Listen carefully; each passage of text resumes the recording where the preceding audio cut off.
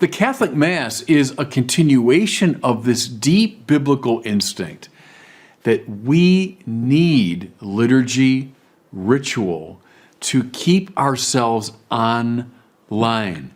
My fear is we're going to fall back into this kind of easy, moralism. No. The moral law is indispensable. A spirituality of trust, indispensable. But the second half of Exodus, liturgy, sacrifice, priesthood, prayer, all of that is also essential.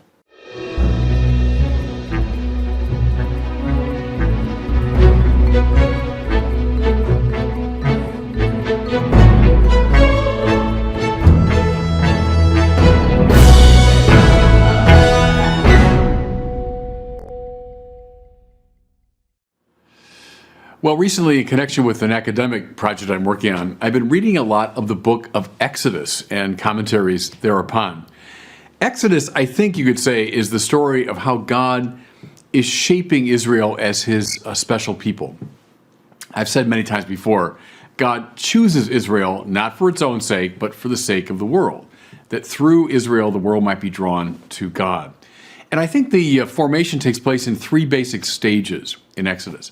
The first one I call spiritual, second one moral, the third one liturgical. The spiritual formation takes place through the Exodus process. So the Lord delivers them from bondage in Egypt. They're slaves, they're powerless, they can't do it on their own. But by trusting in the Lord, they come to freedom. There's the basic spiritual formation, if you want, of Israel, to learn how to trust in the power and action of God.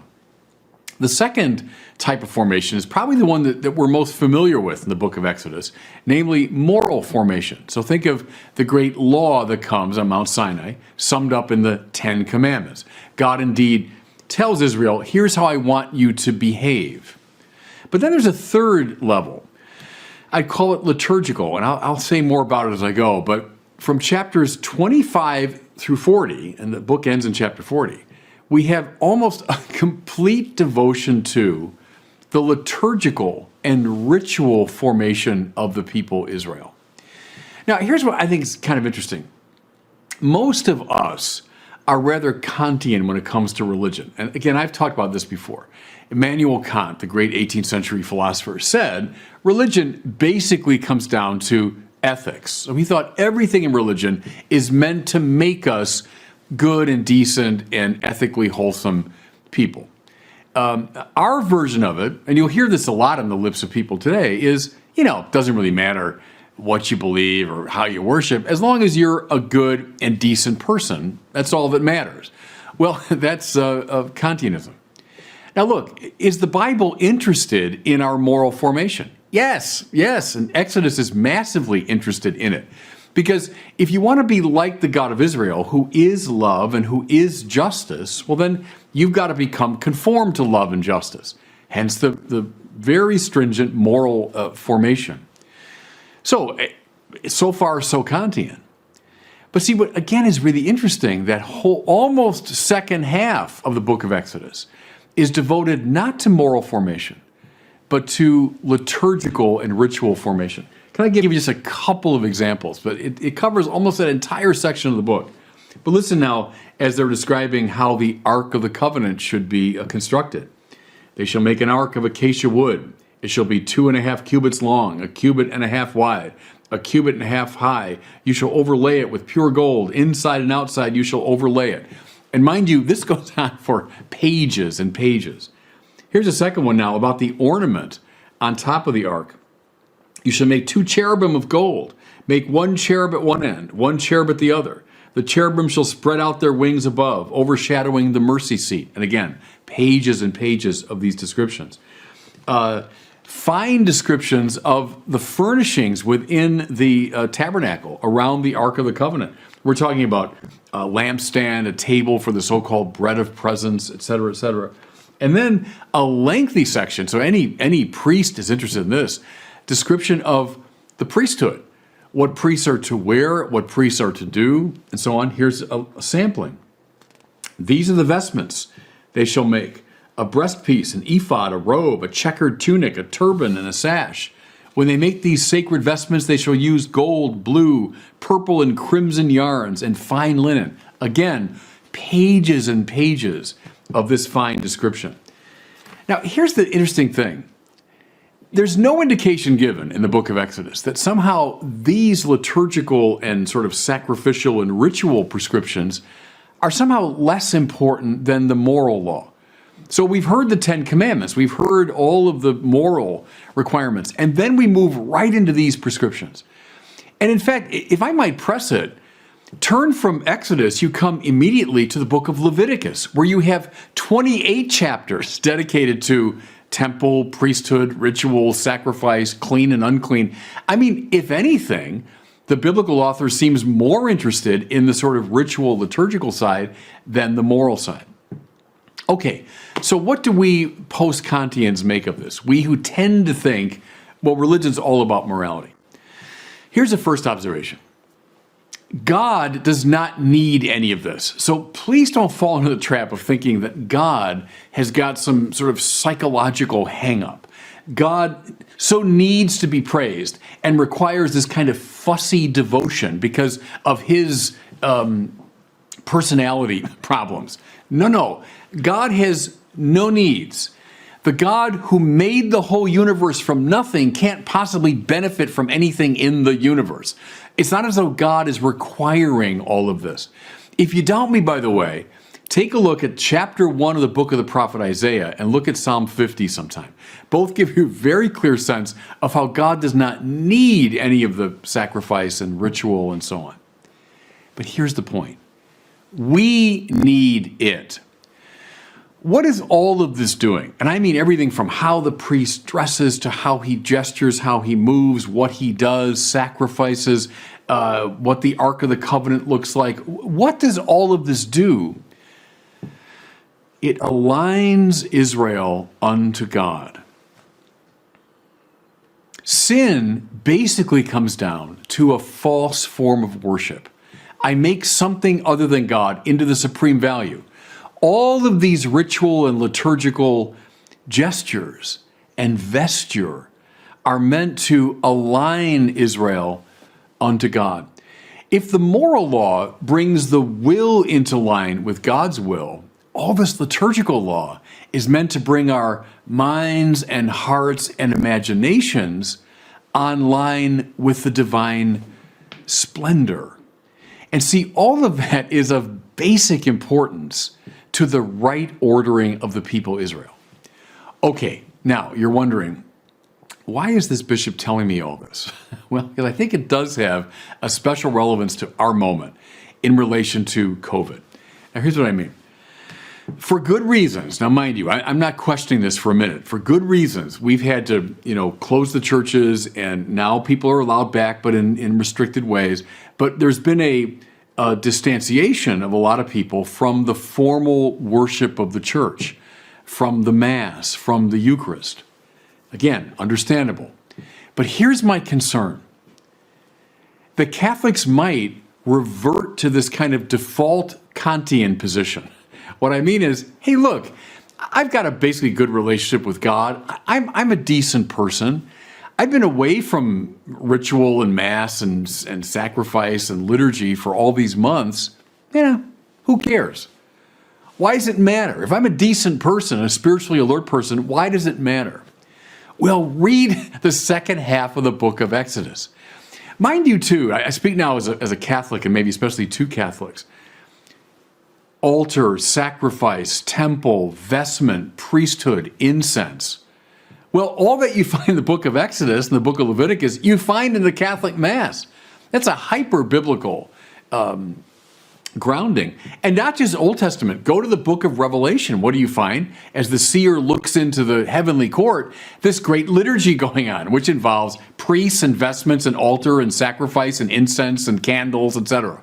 So the Catholic Mass is a continuation of this deep biblical instinct that we need liturgy, ritual, to keep ourselves on line. My fear is we're going to fall back into this kind of easy, moralism. No. The moral law is indispensable. a spirituality of trust, indispensable. But the second half of Exodus, liturgy, sacrifice, priesthood, prayer, all of that is also essential. So, isn't being a good person enough? Short answer, no. Thanks for watching.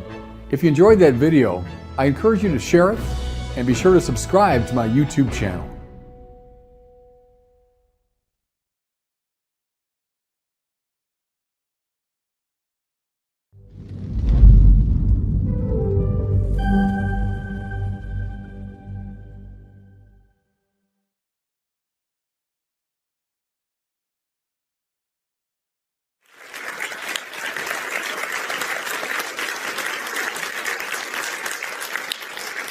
So tonight I'm here to talk about some strategies for arguing well in good faith with atheists. Though I'll admit, I think the strategies work pretty well for arguing with just about anyone, so you can take them out for a spin. And most people who are going to give you advice about arguments are going to give you advice about how to win an argument, how to construct an argument so that there's no way out for your opponent, how to back them into a corner and get them finally, eventually, to concede. My advice tonight is not going to be primarily about how to win an argument, but how to be prepared to lose an argument. And the reason is, when two people come into conflict, the only thing that's guaranteed is at least one of them needs to lose. But the fact that I disagree with someone else isn't a guarantee that I'm right just because I'm pretty sure they're wrong. So the only thing I know for sure once a disagreement starts, even if I'm very confident that I'm the one in the right, is that at the end of this, at least one of us needs to lose. And sometimes it does have to be me.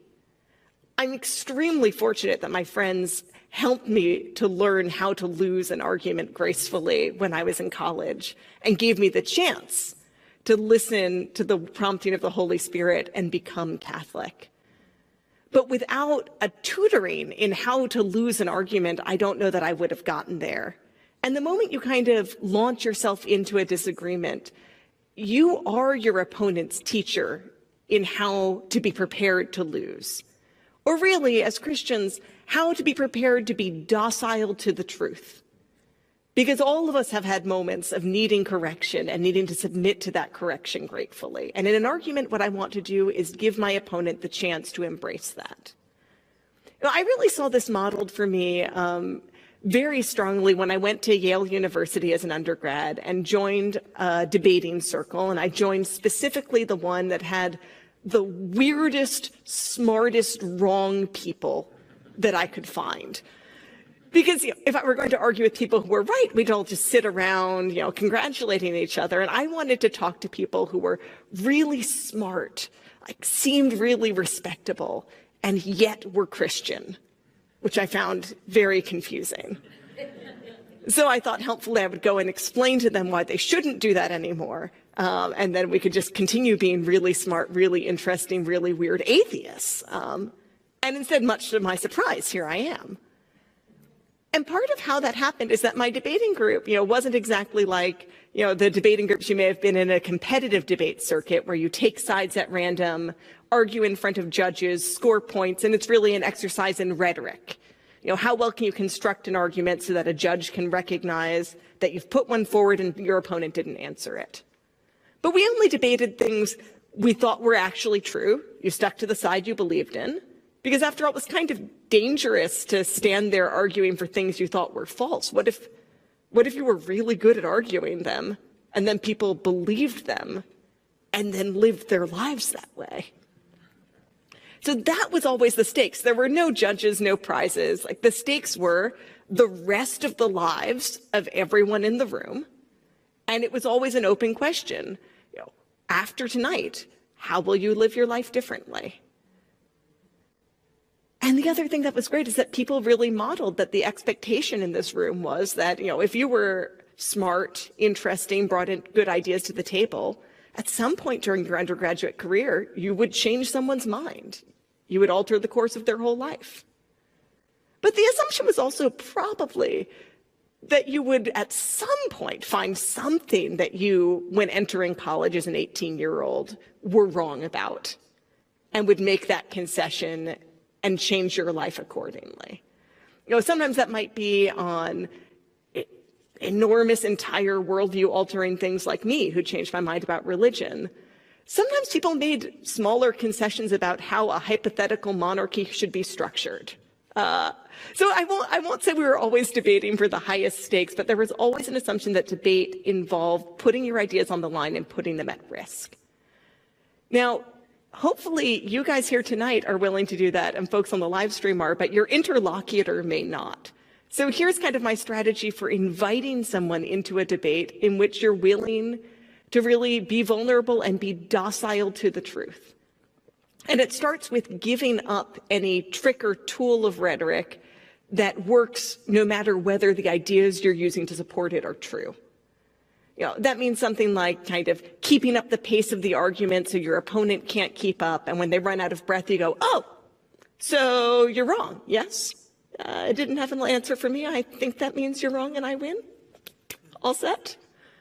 It means even expecting you can resolve things in a single encounter, a single argument. It's much easier to be kind of bullied into thinking something wrong in a single argument, but the truth is true enough to stand, to put it out there, to cast the seed on whatever ground it may find, and to let the shoots grow.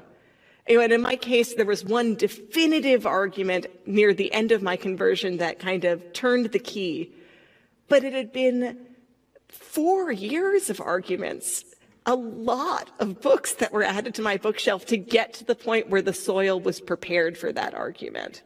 Defending the truth is a relay race, not a sprint.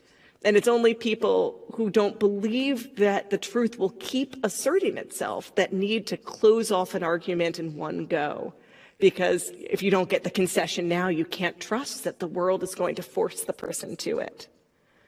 Now, I have trouble sticking to these principles in the heat of the argument because I am still competitive, and I do kind of get drawn towards that will not to be docile to the truth, but to dominate, to just be smarter than my opponent, more persuasive than my opponent, until finally they concede that I, and by I mean my ideas, are better than theirs. So the main thing that I found to be helpful in shifting my mindset so that I really can be open to the truth, the thing I'm allegedly trying to hand on to my opponent, is kind of stirring up two different emotions besides the will to dominate: curiosity and compassion. And for me, that movement towards curiosity is kind of a place I hopefully can get to even if I start angry. I try and approach an argument, by planning ahead and approaching it, praying for my interlocutor ahead of time. But sometimes I realize I'm in the middle of an argument while it's already happening and I'm already angry.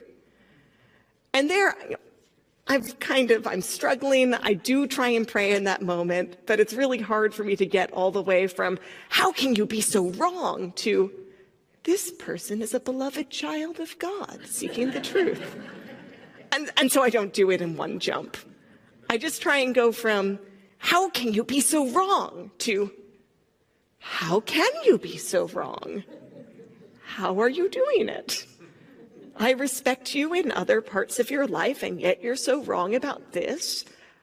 It's infuriating, but also confusing.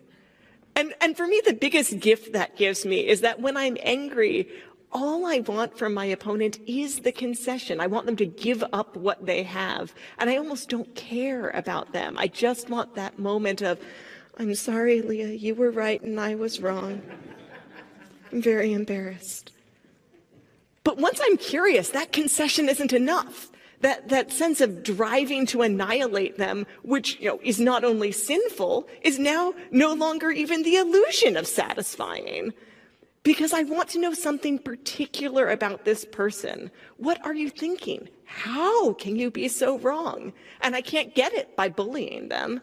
I have to leave space in the conversation to hear them unpack their ideas, so that I understand what's led them to this point and to this view, and to see where we diverge several steps further back to wind up with me, now a Catholic, and them still an atheist to date. And once I get there, it's no longer enough to shout over them, to just throw reading material at them. I have to want to know them.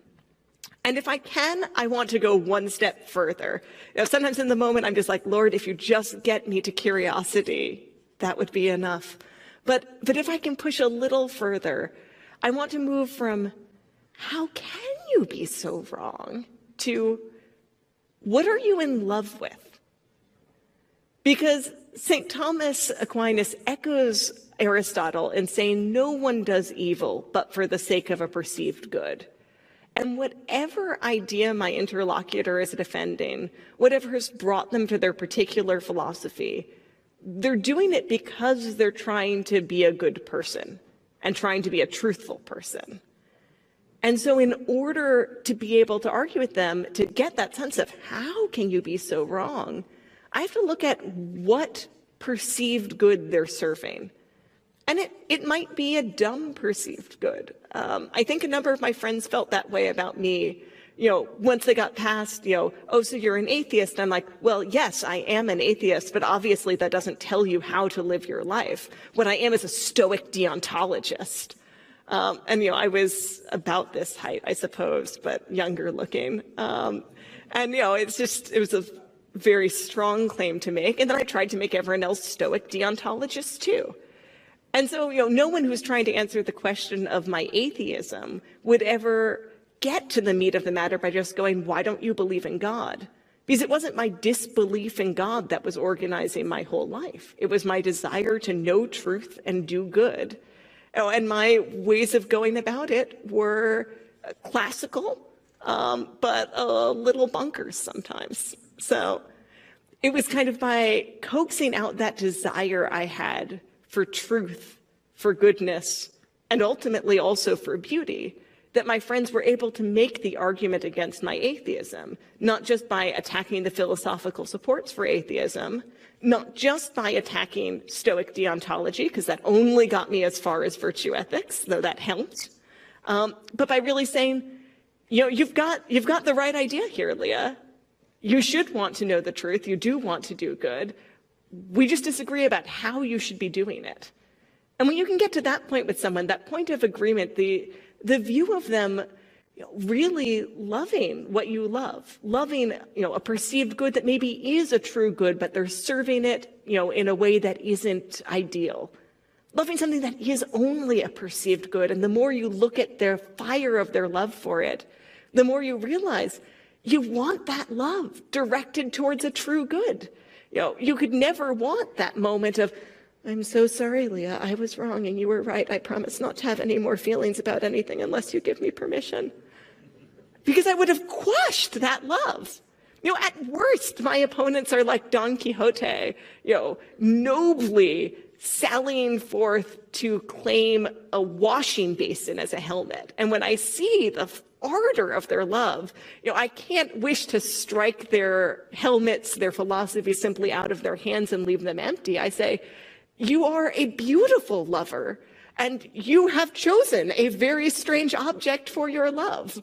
But all I wish to do is kindle it and redirect it. And that's kind of always the opportunity we have when we find ourselves in the middle of an argument. It's not just a matter of defending the truth by itself. God is truth. God is sufficient. God doesn't need our defense. What the person we're arguing with needs is a chance to know the truth and to love the truth and to get a sense of what that entails. So when I'm doing this, I'm trying to help my opponent do what I'm doing, to have that sense of curiosity and compassion. But aside from sometimes making them go to my talks or having you guys convey these messages outside the fight, so that by the time you're fighting, they're already interested in how could you be so wrong. The other thing I find that really helps just is making arguments comfortable and making them part of my friendship. In our college debating group, we did debate once a week, Thursday night, from about 7:45 to, I usually left by 1 or 2 a.m., so I can't say for sure how late we went. Debates were always part of a continuing conversation, sometimes till dawn, though usually not for me. But all debates are part of a continuing conversation. And so when you're in the middle of an argument with a friend, make it clear that it's safe for them to not resolve this today and to still be your friend, but that you're interested in continuing to talk about it. And if they come back and go, you know what, I thought of like 3 things I should have said to you, and I went and did some more reading, and now I have other things, you go, excellent, I anticipate we're going to argue about this for quite some time, so I'm glad we're both really investing in this relationship. Give your friend, kind of the comfort of knowing that when they show weakness or uncertainty, you won't take that as cowardice. So often someone might be on the cusp of admitting something that really has given them pause about their own ideas or their own philosophy, or something that truly attracts them about yours. But in every other argument to this point, the ones they've had, the ones they've seen on TV, the moment someone says, yeah, I do struggle with how to resolve that, is the moment the other person goes, so you're wrong and you're stupid. And if you want someone to know that it's safe to explore their doubts with you, you again have to be the one to model that by being willing to say, especially when someone asks you hard questions, I don't know the answer to that off the top of my head. I'm going to have to go look that up, or, talk to the Dominican friars I know who seem to know everything, or do some more reading, or ask someone in the Word on Fire Institute forums. But I don't know that right now. Or even the harder thing, I think, than simple ignorance is, yeah, that bothers me, and I haven't figured out completely how to resolve it. That troubles me, and it's not enough to shift the balance of my faith, but you're right, that bothers me too. And it's kind of by giving that demonstration that we open the door for our interlocutors to share what are kind of the most private parts of their heart, what they truly love and they're trying to defend, and the fears they have that they might be doing the wrong thing. Because ultimately, whenever we find ourselves drawn into argument, the way I like to think of what our project is really drawn from a quote by Rebecca West in her book, Black Lamb, Gray Falcon, where she says, she contrasts kind of the argument culture of the West that she's used to, the argument culture of the Slavs, since she's traveling in Yugoslavia between the world wars. And she says, with her penchant for broad generalization about culture, in the West, conversation is thought to be an acceptable way of sharing information or passing the time. But among Slavs, it is thought to be a waste if the people do not pool their information to travel further towards the redemption of the world. And that's ultimately what I think every argument is. An argument is a chance to move towards the redemption of the world, towards making all things one in Christ. Whether it's an argument that obviously hinges on who he is, when we speak to someone else about their disbelief and we try and get them to be interested in wondering whether Christ is in fact the way, the truth, and the life. Or even in the very small petty arguments where if you decided them by a coin flip, it would not matter, of who will bring the pie to Thanksgiving this year. Each of those is an invitation to renounce division and ask to be part of Christ's work of redemption of the world. Because ultimately, we want to be wholly docile to the truth, wholly submerged in it, and we want to be with God. And we want every single person we know and love, or don't love yet, but are at the anger stage, so we're hoping to move towards love through curiosity, to be there with us. And that means being wholly united before the beatific vision. And every argument closed eventually, and closed in love. Lent, namely a penitential period, a time when people come to grips with their limitations, their sins, their attachments, to prepare for real communion with God.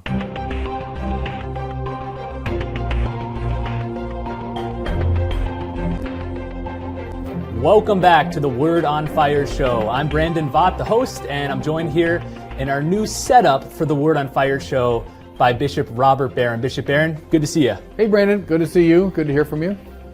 We talked about this in the last episode, but we've revamped the setups, not only of your YouTube commentaries, but also this Word on Fire show. We're still in the same studio space, which is a really, really small room there at the Mission in Santa Barbara, but we've been able to turn it into multiple sets now, and we're all just so enthusiastic about the way it looks now. What do you think? Yeah, thanks to our donors. It's wonderful, and we got to just keep going and doing the Lord's work, and it's expensive, as I say, and so we're grateful to those who've helped us with this. Bishop, you recently visited the Carmelite Sisters of Alhambra out there in your region. Tell us what that visit was like. They're a marvelous community, about 140 sisters, I think. They were founded way back in Mexico, actually, during the Cristero period, and their foundress, the wonderful Madre Luisita, came up here to the States to flee the persecution back in the 20s, and then established the community in LA. And I was at one of the sites now of their order. They take care of the poor and the sick and the aged, and they're just a marvelous, uplifting, life-giving community to be with. So there was a joy. I celebrated the Mass for the birthday of the foundress. And then there was a wonderful show they put on for me afterwards in the Carmelite tradition. That goes back to the Little Flower. Remember, she talks about they would put on these plays and so on. Well, they still do that. And they were kind of teasing me by making Madre Luisita one of the pivotal players. And so they used some of the film from our work. So they were just a delight. We'll have to film episode 13 of Pivotal Players to feature her in there, huh? Yeah. Now, we're recording this just a couple of days before Lent begins. Ash Wednesday is on February 26th this year.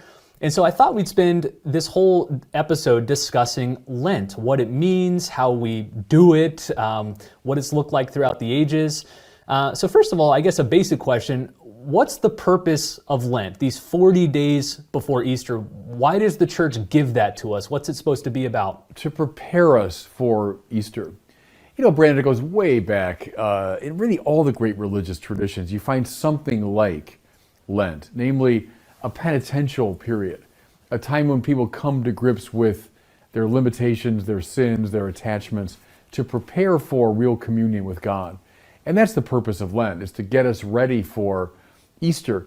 Part of it is we can just become blasé, I suppose, about an event like the resurrection of Jesus. We've known about it, we've heard about it, we celebrate it every year, but are we ready for it? That's what Lent is. So it corresponds, of course, to Jesus' own 40 days in the desert, preparing for his public ministry. I think for all of us, it's just indispensable that on a regular basis, we go into the desert. A lot of important things happen in the desert, and that's the purpose of Lent. I know for a lot of Catholics, maybe the majority of Catholics in the pew, when we hear Lent, we just think, okay, giving up chocolate. Like that's what basically Lent means, and there's nothing, I don't want to bemoan that and say that that's bad. It's good to give up something that you're maybe attached to, but is Lent more than that? What more is Lent than just giving up sweets for 40 days? Yeah, and that can be one expression of it. Classically, Lent involves three practices: prayer, fasting, and that's where even something like that comes in, and thirdly, almsgiving. So those are the three classical practices. Something, Brandon, I'd like to emphasize is Lent is not so much in here. It's a set of things that we do. Pray during Lent, fast during Lent, give alms during Lent. Three activities, three things that we do. That, I think, helps to orient us to this holy season. Let's talk about each of those three pillars. Maybe we'll spend a good amount of time on each one. So first of all, prayer. I think this is the one most obviously people associate with Lent. It tends to be a time when the church in the liturgy and through devotions deepens its intensity of prayer. How do we do this? What do you recommend to Catholics to deepen their prayer during Lent? First of all, prayer is the raising of the mind and the heart to God, the famous definition from John Damascene. I love that, to raise the mind and the heart to God. It means to attend to God, to be aware of God, to seek communion with God in a conscious way. Raising up of the mind, yes, with all of our consciousness and attentiveness, our perception, our intellectual ability, but also to raise up the heart to God. So our passions and our feelings and our emotions and the longings of our soul, to do that in a very explicit, conscious way is to pray. So I think, this morning I begin every day with a holy hour. And I go into my chapel and I genuflect before the Blessed Sacrament, and then I just enter into this hour of prayer. It involves the office and other things, the rosary and so on. But the basic move is I'm consciously raising my mind and heart to God. It's so easy for us just to lose track of that. So that's what the essence of prayer is. Now, how do you do it? All kinds of practices we could recommend. What's the greatest prayer? The Mass. I'd say to Catholics maybe who've drifted away, if you stop going to Mass on Sunday, Lent is a great time now to say, I am going to go back to Sunday Mass. Do you go to Mass on Sunday? Okay. How about daily Mass during Lent? Or even I'm going to go, twice during the week during Lent. That whatever you're doing in regard to the Mass, raise it a level, intensify it. Maybe enter more deeply into the Mass. Get a study guide or a book or a video or something on the Mass so you can more deeply appreciate it. I mentioned the Rosary. It's a very important prayer. If you've been away from the Rosary for a long time, well, find it. It's probably in a drawer somewhere in your house, or it's gathering dust somewhere. Find it. Use it. Pray it. If it's difficult for you, maybe try once a week. Each week during Lent, you're going to pray the Rosary. Try it twice a week. I'd recommend pray it every day if you can. The Jesus prayer is one that I've always recommended. Lord Jesus Christ, Son of the living God, have mercy on me, a sinner. That's the whole Jesus prayer. But you can pray it over and again for a minute, for 5 minutes, for 10 minutes, for an hour. Let it become part of the rhythm of your breathing. Lord Jesus Christ, Son of the living God, have mercy on me, a sinner. Try that prayer during Lent. Devotions, the Stations of the Cross, to go to your local church and to do that prayerful meditation on the death of Jesus. Enter into these devotions maybe you haven't practiced since you were a kid. And you say, oh, it's been so long. Well, okay, Lent's a good time to enter into those again. So those are all ways, Brandon, that we can pray. I mentioned the Holy Hour. Now maybe that's relatively advanced, I guess, but Fulton Sheen, one of our great heroes, recommended it to every priest when he gave a retreat, lay people when he gave them a retreat. His practical advice was every day, spend an hour before the Blessed Sacrament. Maybe you're getting started, it's a holy 15 minutes, it's a holy half hour. Okay, start with that if you want. But spend time in adoration. May I say, I might have mentioned this now in an earlier show, Brandon, that when I met with the Pope for the Ad Limina visit, when the bishops of my region met with him, one of the first things he said to us was, teach your people adoration. Teach your people adoration of the Blessed Sacrament. And that stayed in my mind. So another prayerful practice you could exercise during Lent. All those are ways. Is there an especially Lenten character of prayer that maybe is distinct from other liturgical seasons? I'm thinking like of the season of Advent, which takes the form of expectation and longing. How long, O Lord, how long? Or, O come, O Israel. How about Lent? Is there a specific character of Lenten prayer? Well, it's probably penitential in form, getting in touch with my own weakness, asking the Lord for forgiveness, asking for help in your struggle against, your own vices and your own attachments, your own sin. Brandon, it's not a morbid thing at all. Getting in touch with your sinfulness is a great form of prayer. If I, before the Lord, confess, there's the formal sacrament of reconciliation, but just the confession of sin in the presence of the Lord, that's a good prayerful practice. And it shouldn't depress you. It's in front of the Lord who loves you more than you love yourself, and to say, help me deal with, Lord, this issue. In Ignatius of Loyola, you've got the consciousness examen at the end of the day. It's when you kind of review your day in light of God. All the great things happen to you, the opportunities, the graces, but also all the things that blocked you. Today I had the opportunity, Lord, to do this work of charity, but I didn't do it. Today, Lord, I allowed that person just to bug me, and I didn't reach out in forgiveness and love. I had this chance which I, missed. Good. Don't feel, that you're falling into the slough of despond. I mean, you're confessing in the presence of the Lord. Those are all forms of Lenten prayer, it seems to me. So that's the first major pillar of Lent, prayer. Let's look at the second pillar, which is fasting.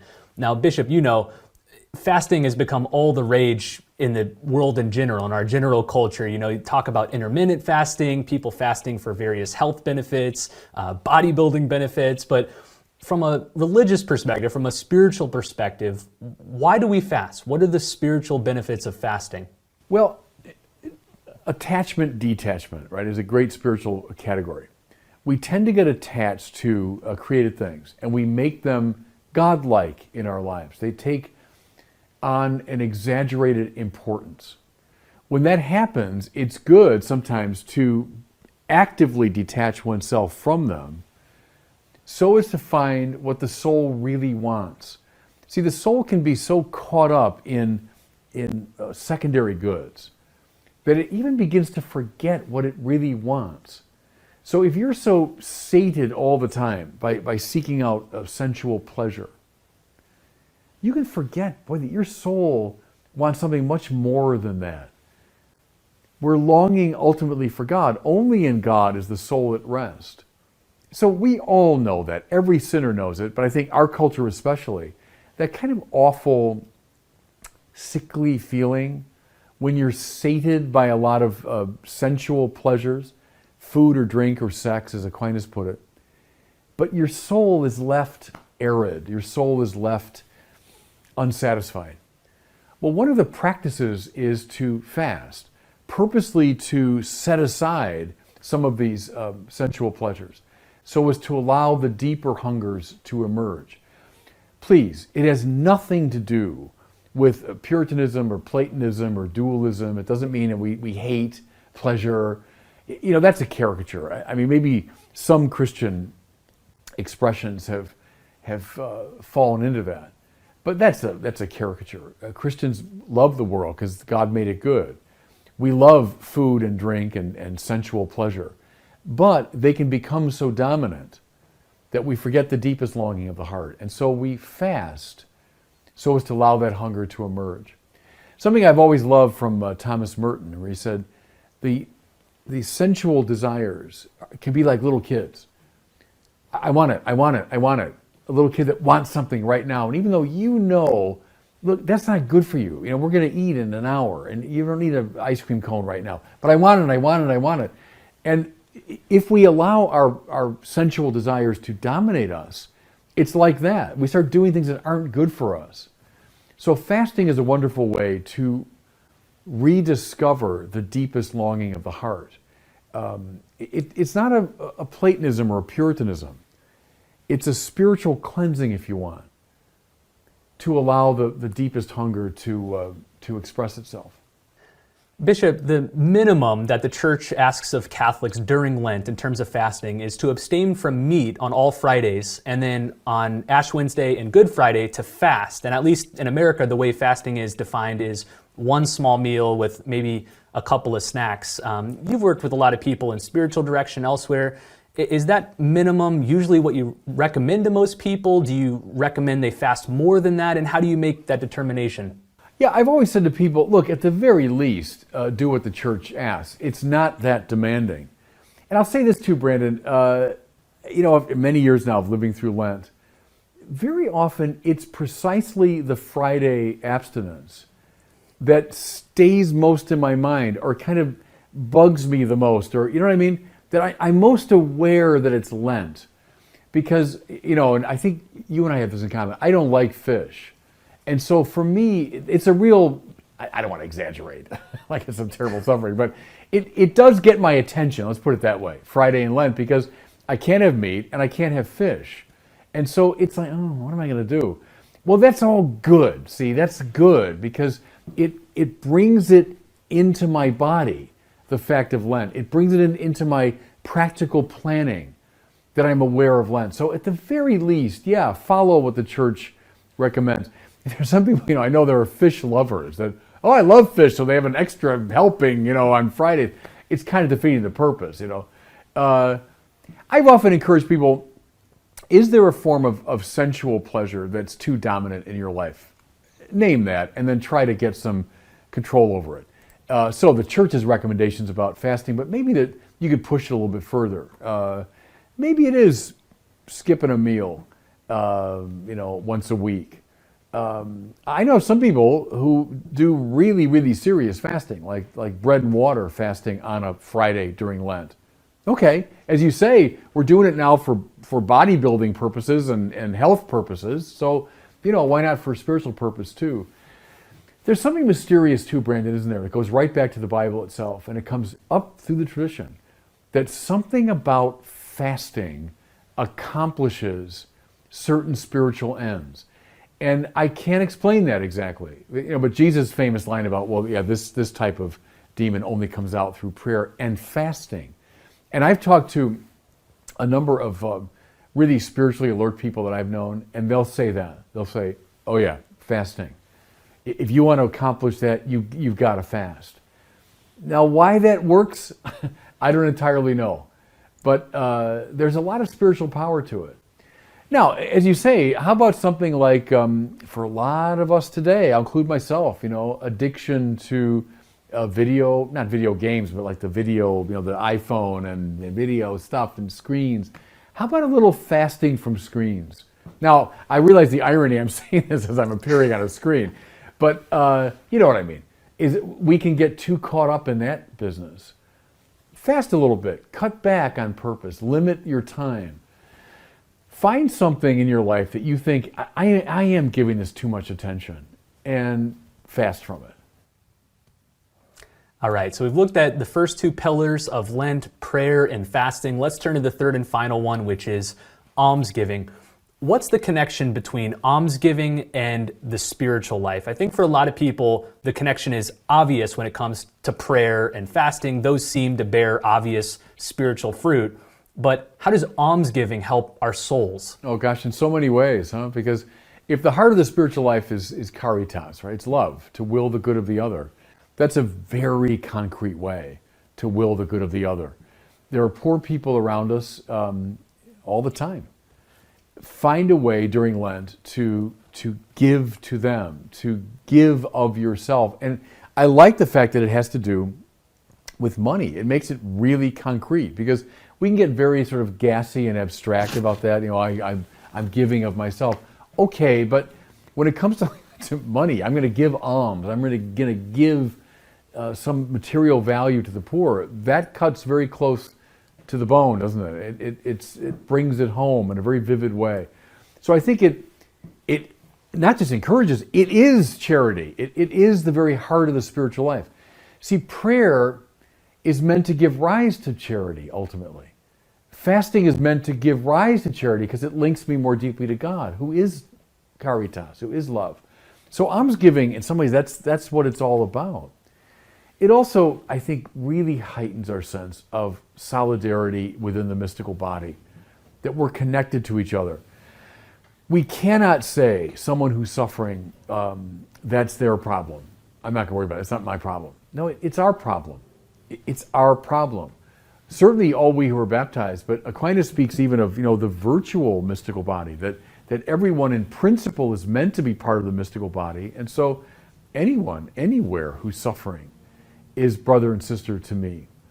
And almsgiving signals that, in a very vivid way. I think, I live out here in California where the homeless problem is very acute, and it's becoming more acute all over the place.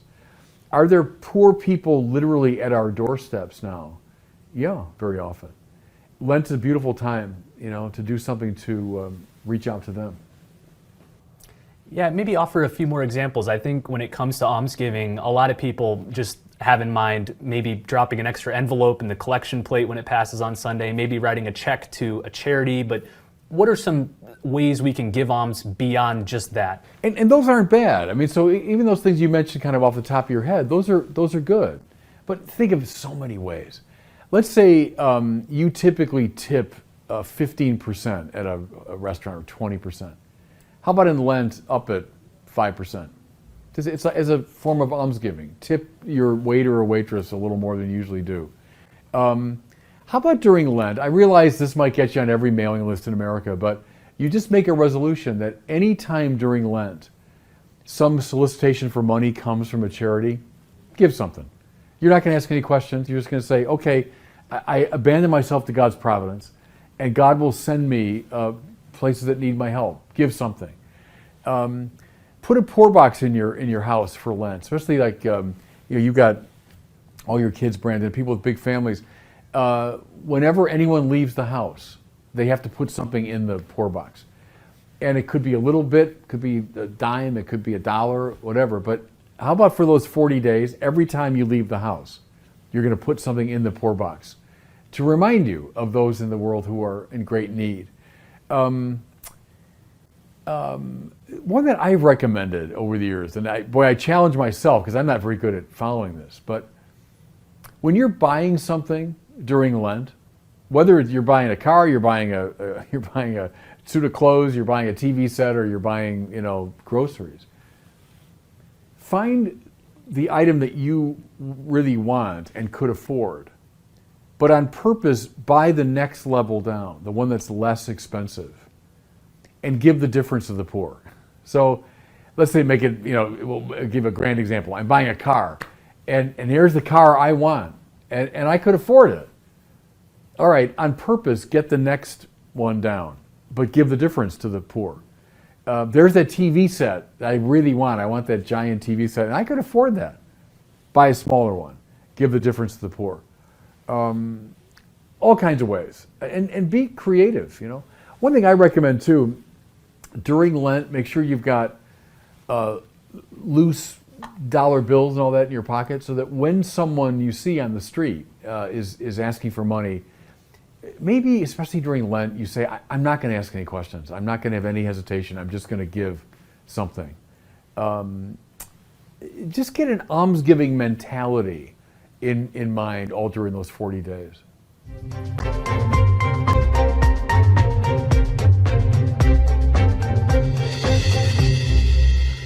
Well, it's time now for our question from one of our listeners. We love hearing from our listeners, and we'd love to hear your question. Just send it in by visiting askbishopbarron.com. You can record your question on any device. Today we have one from Sarah, who lives in Central Texas, and she's got a burning question about God's nature. Here's her question. My name is Sarah, and I'm from Central Texas. My question is, how do I respond to someone if they made the statement, if God made us in God's image, and God prefers a family to be husband, wife, and children, then it must mean that there is God represented as mother. Yeah, thanks. I mean, it's a complex, really set of questions you're raising. Can God be represented as mother? Sure, in a way. The Bible uses maternal metaphors a lot for God. God, in himself, of course, is beyond gender specification. God's a spirit, so we wouldn't talk about God being gendered the way we are. And so can we use metaphors drawn from the feminine world? Of course, and the Bible does it all the time. So God loves us the way, could a mother forget her child? Even if she forget, I will never forget you. I've carved you in the palm of my hand, etc. So sure, we can represent God that way. What I wouldn't do is kind of overdraw the connection or overstate the metaphor. There is something like family, that God is like a family, because we talk about Father, Son, and Spirit. There is real differentiation among the persons, but I wouldn't overdraw it. Now we have to say, well, God's like father, mother, child. If I could be a little bold, follow Balthazar here, in a way the differences among the persons are greater than any differences in the created order. You know what I'm saying? That they're the ground for all differentiation. So are men and women different? Of course. And are the Father and Son and Spirit different? Yeah, even more dramatically. But I wouldn't press the metaphors, though we have to see within God mother, father, mother, and child. Feminine metaphors, sure, but I'd stick with Father, Son, and Spirit.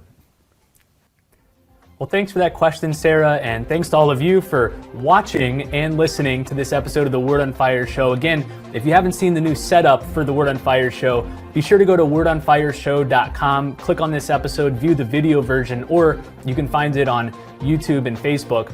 Also, I've mentioned this over the last few episodes. I'll mention it one more time, that as we're beginning Lent, I want to encourage you to encourage your parish to sign up for the Word on Fire Engage platform. We're offering it for free during Lent. You can find it at wordonfireshow.com/engage. When your parish signs up, you get all sorts of cool tools and resources to evangelize your parish, including full access to all of Bishop Barron's films and study programs for every parishioner. That means every person in your parish can watch the Catholicism series, the Pivotal Players series, all of Bishop Barron's study programs. So if that sounds appealing, go to wordonfireshow.com/engage. Well, thanks so much.